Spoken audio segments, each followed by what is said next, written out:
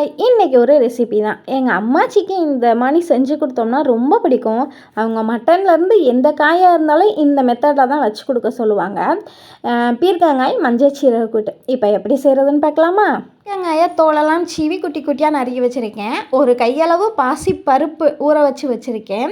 இப்போ மசாலாவுக்கு ஒரு சில்லு தேங்காய், 2 பட்டை வத்தல், கொஞ்சம் சீரகம், கொஞ்சம் மஞ்சத்தூள், 5 சின்ன வெங்காயம், ஒரு 4 வெள்ளைப்பூண்டு. இது எல்லாத்தையும் நல்லா பேஸ்ட்டாக தண்ணி ஊற்றி அரைச்சிக்கிறணும்.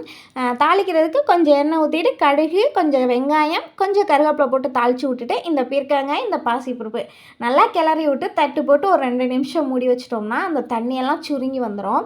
அதுக்கப்புறமேட்டுக்கு நம்ம இந்த அரைச்சி வச்சுருக்க பேஸ்ட்டு, காய் வேகிற அளவுக்கு தண்ணி, கிரேவிக்கு தக்கன உப்பு போட்டு நல்லா வேக வச்சு எடுத்துடணும். நான் இதில் பாசிப்பருப்பு போட்டிருக்கேன், துவரம்பருப்பும் போட்டுக்கலாம். அப்படி இல்லையா இந்த காய்க்கு பதிலாக வேறு எந்த காயும் போட்டு இந்த மெத்தடில் வைக்கலாம். செம்ம டேஸ்ட்டாக இருக்கும். இது எந்த மாதிரி கிரேவியாக வேணுங்கிறது நம்மளோட விருப்பம் தான். இன்றைக்கி நான் சாப்பாடில் போட்டு பெரட்டி சாப்பிட்ற மாதிரி தான் எடுத்தேன். செம்ம டேஸ்ட்டாக இருக்கும். கட்டாயமாக நீங்களும் இதை செஞ்சு பாருங்கள். எப்படி வந்ததுன்றதை கமெண்ட்ஸில் சொல்லுங்கள். அப்புறம் பாய், நெக்ஸ்ட் வீடியோவில் பார்க்கலாம்.